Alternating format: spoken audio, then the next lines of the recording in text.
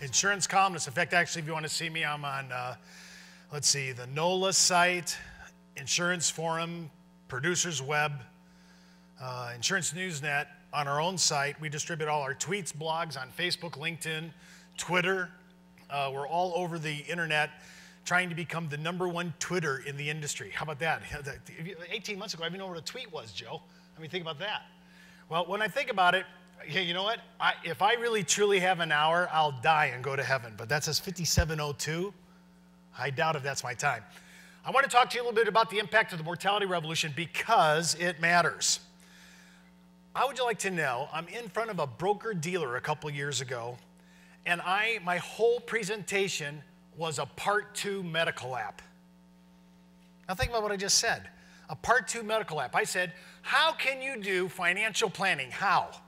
Whether it's estate planning, whether it's retirement planning, whether it's business succession planning, how can you do any indemnification planning if I don't know how long the client's going to live? So even if I didn't sell a life insurance contract, I still want to see the Part 2 so I can get a basic LE, a life expectancy, so I can plot my timelines. Every single software that was available at the year 2000 is absolutely wrong. If you use their boilerplates, right, if you pushed in their templates, they had everybody dying at 82 and 83, as if. I mean, think about it. How many have seen, we're basing all our product off the 2001 CSO. We're using the same platform Sir Edmund Halley built in 1692. I mean, I'm not kidding. Think about this. The book of Genesis says a man lived an excessive amount of time. Who was that man? Methuselah. And how long did he live? What was it? 969. And what year did he die? He died the year of the flood. Not because of the flood, but the year of the flood. I noticed something in the book of Genesis that's odd. Before the flood, everybody lived this excessive time, 700, 800, 900 years. But after the flood, there was a marked decline in human mortality. I don't know if the ozone layer, the canopy protection went. I don't know what the issue was, but there's a huge, steep decline. So much so that at the Roman apex of the Roman Empire, the average age of a male in the empire was 25. I mean, slavery, war, kind of takes its toll. Ponce de Leon was traipsing around the Florida Everglades in the early 1500s. He was looking for the fountain of youth, and at the time that he was looking for it, the average age was 37. By the time I got to Sir Edmund Halley, the average age in England during his time when he formed the first actuarial table, which we still use the basic premise on, that average age is age 42. Now fast forward to the Americas. We built the Social Security system on the 1941 CSO where everybody's down and gone at age 62. The Social Security would have a lot of money in it, and there'd be no problem if everybody would just die according to the tables. Now, when I came into the business, we graduated from the 41 CSO to the 1958 CSO, and dig this. The maturity date of the contract went all the way to 95. Woohoo! But then, when we moved from 1980 to the 2001 CSO, now we're sitting there at maturity dates of 121. Some illustrations, like American Generals, at 131. We have people putting in the contract. This is the language in the policy. It says life of the client. They don't even give them an age, right? And now the Society of Actuaries, a couple years back, built a new table called the 2008 VBT table. Anybody ever seen it? If you have insomnia, you should go out to that site, download this mind-numbing dictionary of statistical information on males and females and smokers and non-smokers, and if you want to know what it's like to enter into the life of an FSA or an ASA actuary and understand why these guys are number-crunching, personality-less people. But I promise you, you will be dead asleep in about 15, 20 minutes. That 2008 VBT, we're not using it for product right now, but I got to say this. It's already embedded in a couple of illustrations, like Lincoln National is one of them. They already embed the 2008 VBT standard tables so that you can kind of get an idea what's going on. What do they predict your client will live or die? Now, at the year 2000, there were, when I first got to the business, I got to say this, when I first got to the business, there were 3 carriers on second to die. Now, of course, we have a plethora and all kinds of different mortality chassis. But back in the day, in the year 2000, how many death claims do you think we had for the entire industry for the entire 20th century? Second to die. Less than 500 all in. Does that surprise you? Every guy that was on a second to die died either side of the predicted time that he was supposed to go down. Males are the most predictable of genders. When that x-ray says, dude, 87, either side of that age, I'm going down. Take it to the bank, call the funeral parlor. We are on time. However, I have a new song coming out. I didn't have it today yet. Sorry for that.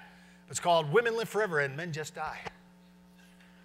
And these guys have not had serious death claims into the 21st century. So you're looking at people now, you think this is good or bad for the carriers. The guy dies, but we don't pay the claim till when? The second death. If the girls aren't dying, guess what? Cha-ching. The carriers love this. So think about it. We're already moving into areas that are just phenomenal. Tremendous mortality revolution. People living longer. I said this morning, they said in Time Magazine, I think it was Time Magazine, that there's a person that's going to live to 150, and that person is already born, already living somewhere in the world. I want you to conceive of thinking about this. We're pushing. I just saw how many of you guys saw your Social Security? It just came out in the mail. You got it, you got it, you got it. Talk about a hold position, right? I mean, think about this. Social Security is a hold position. I looked between my 66th birthday, right, what that number was, and then I looked at my 70th birthday. If I knew for a fact that it would be there, I'd make that a hold position. If you didn't need it, why would you spend it? I mean, think about it. That number at 70 is huge. So if you're a boomer today and you're sitting there going, hey, I just saw my 66, forget that. If you're going to hang on 4 more years, you might as well go to 70 because that number almost doubles up. It's phenomenal when you think about it. Every day, Sir Edmund Halley says happy birthday to somebody turning 100. If he took the time to say happy birthday to everybody, it would take him 90 minutes a day, 7 days a week, to say happy birthday to everybody that's turning 100. Does that blow your mind? The 100 is the new demographic for the fastest growing area of geriatric age groups. Age 100. Can you conceive of yourself? I mean, think about it. When I first got in this business so many years ago, 30 years ago, it was, are you a smoker or are you a non-smoker? How easy was that? Either you did Camel filterless or you didn't smoke. Right? But then we started to parse blood and urine. Heck, we didn't even ask for blood and urine until you had $500,000 of death benefit. Those were the days. We didn't worry about, getting an underwriter for $500,000. You were golden. You could just do it and you had no problem. Think about this. We're parsing non-tabled ratings now. We have 5 different ratings. Super preferred, preferred plus, preferred, standard plus, and standard before we even get into substandard. Heck, we don't even use table A anymore. That doesn't even exist. Think about it. We're parsing your blood and urine. You never thought your piss was worth so much.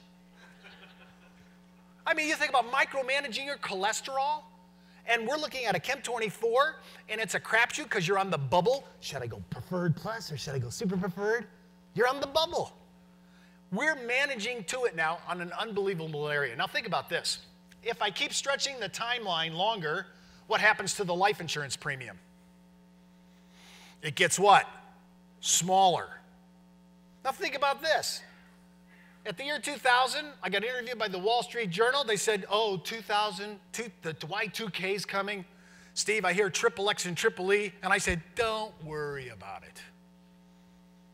They can reserve all they want in New York, but the rest of us live in the United States of free America. Don't even sweat it. It'll be like a bump in the road. And they had all kinds of predictions. Remember that, Joe? Oh my gosh, term market going up 12, 15%. Oh my gosh, we'll make more money. The carrier's telling us we're going to have to jack the rates because of the reserves. And what happened as soon as they opened up the new round of so-called triple E and triple X products, where'd the premium go? Straight down. Think of this. I come into Second to Die in 1990, and a male and a female preferred non-smoker, both 65 for $1 million of coverage, is 26 grand guaranteed. Now it's 85. Did you hear what I just said? And it goes out 20 more years than its predecessor policy. Do you hear the revolution, what's happening here? It's called Methuselah marketing. Because anytime I see an issue like this, I want to get in on it.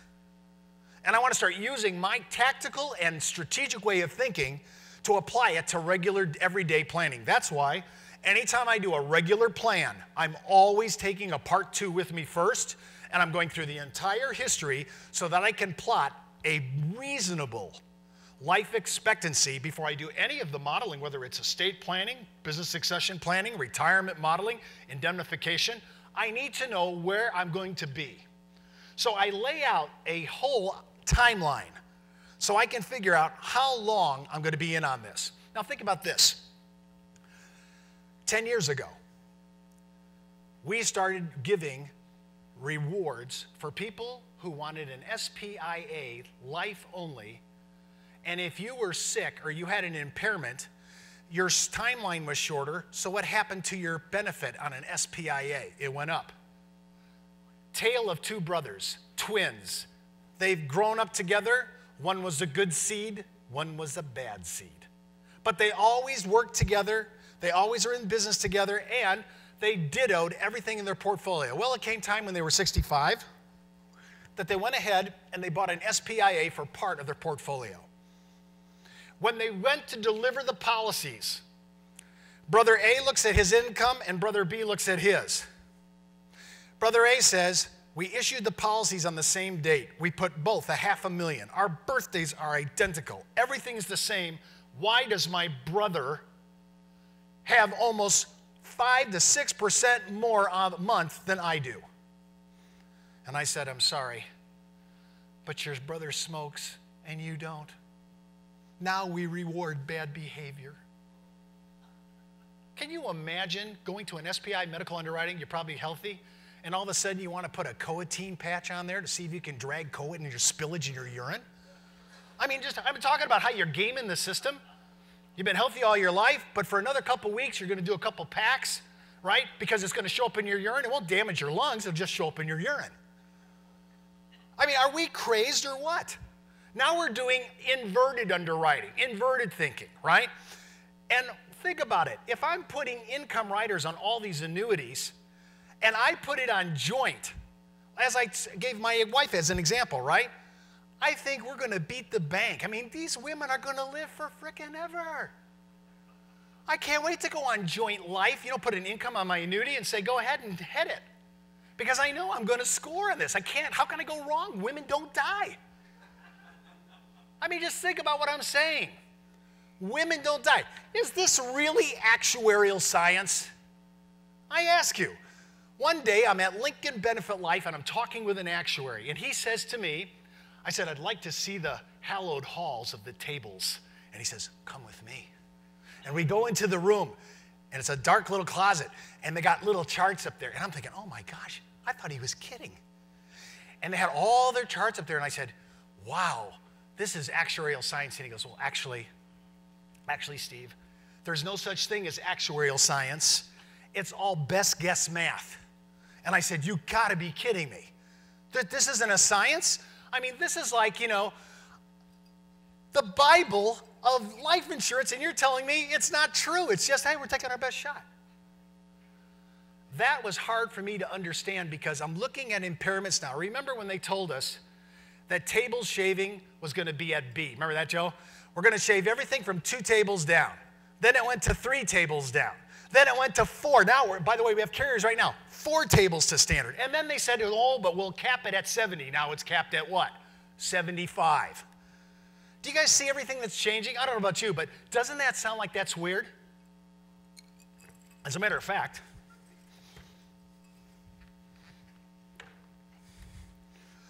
I'll take a little power.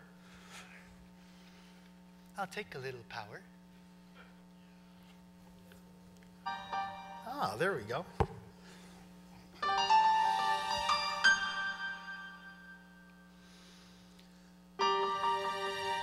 Actuarial science isn't really actually science.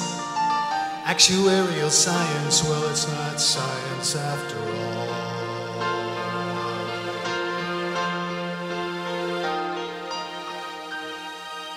Well, I went to school to learn my trade at the university, and I learned my mathematics on a Hewlett-Packard 12C, and I learned about the facts of life, I mean actuarially, and that's when I heard my professor say to me, actuarial science isn't really actually science.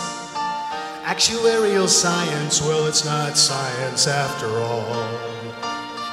Actuarial science isn't really actually science, 'cause actuarial science isn't science after all.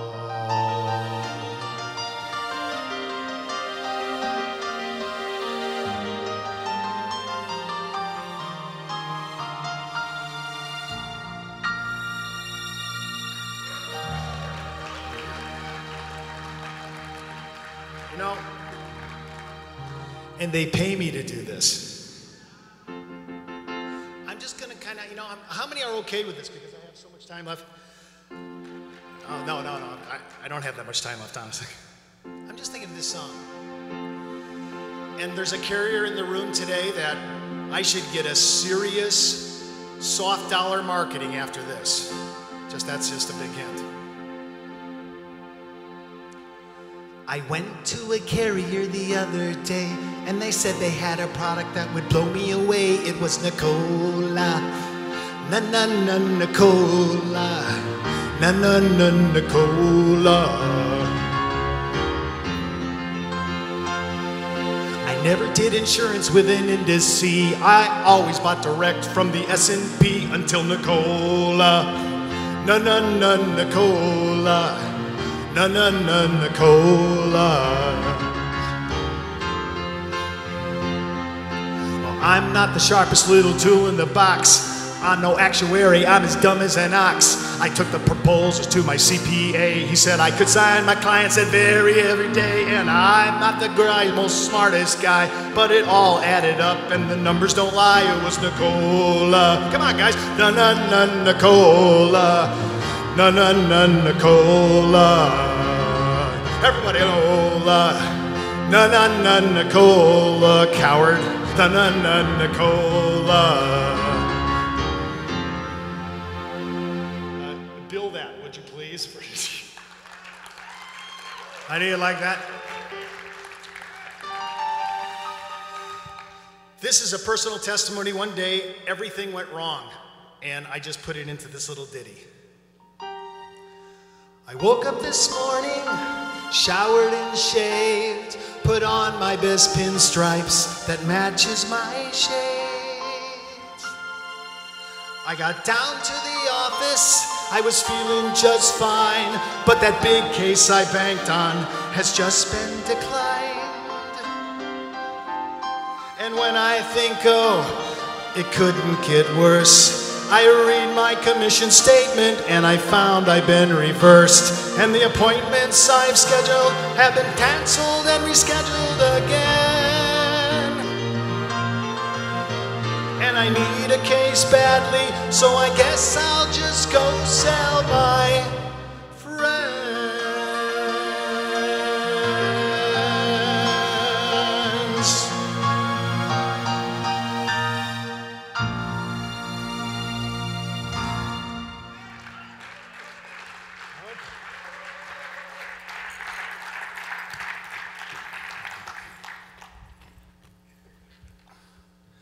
All day long I struggle for a living, trying to make ends meet, working much too hard.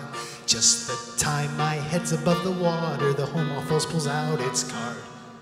Commissions. Commissions. I could pass that. I got my license, I'm a dangerous man.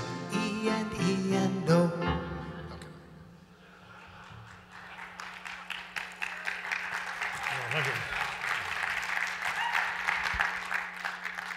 I hope Nicola is going to watch the tape on this, and I'll be looking for serious soft dollar marketing, okay? Why do I want to talk about mortality with about a couple minutes to go here? I want to talk about the revolution that's occurring. The revolution will impact our business.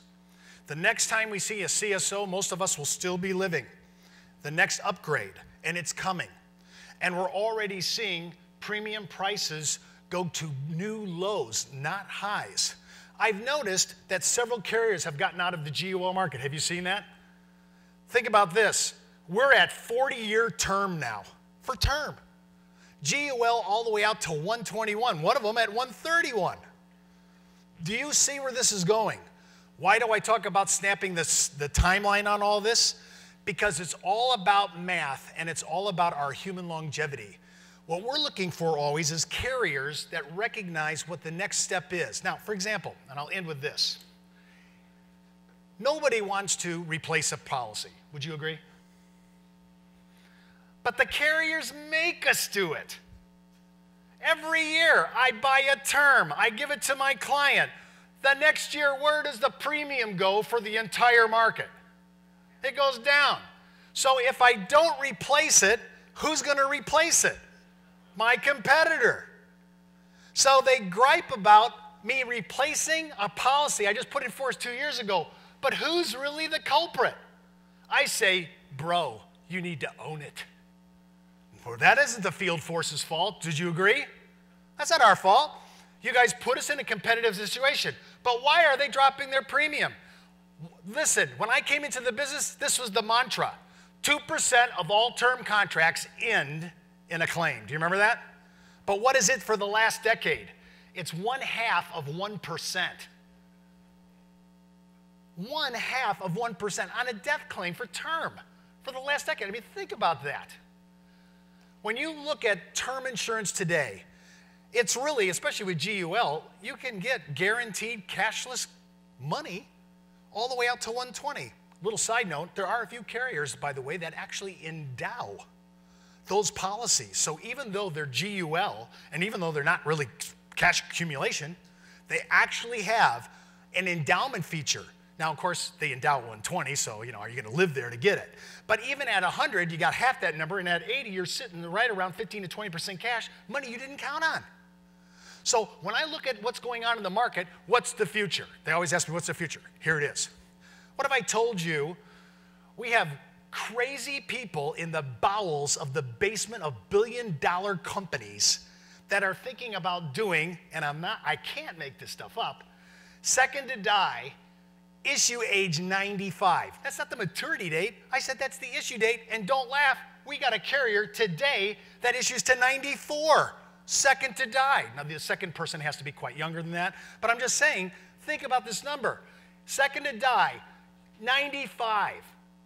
Somebody's going to be, in our lifetime, but for the decades out, somebody's going to be the first person not only to issue at 95. Joe, think about this. They might even be issuing at age 98 or 98, 99. This is where it's going. And what we're trying to do is let our modeling, our planning, and our financial modeling try to parallel this. But it's moving so fast that we don't know how we can make anything in granite any longer, so we have to stay flexible in our planning. So we're using more and more, like business succession planning with wait-and-see trust, because we just don't know the numbers. So we're trying to expand with the market. And here's my closing thought. If you were going to live today to 90, would you sell a guaranteed product that dies at 85? I'm just asking you, today, if you knew you were going to go to 90, are you doing it to win the grid wars? Because think about it. Everybody that we thought was going to die with type 2 diabetes, insulin, adult onset, is alive. How many claims do we have on diabetes? Not much. How much claim do we have on male or female cardiovascular? Everything we were going to tell, we're going to get all these death claims. How many death claims? Not much. How many cancers, with the exception of breast cancer and prostate? How about all the other cancers? How are people living longer? Are we extending their lives because of medical technology? Think of this. The next 10 years, we will have medical technology greater than the last 50. I want you to get ready for the age wave. I want you to get ready for the mortality revolution. I want you to start thinking about how you're going to market like Methuselah. Thank you very much.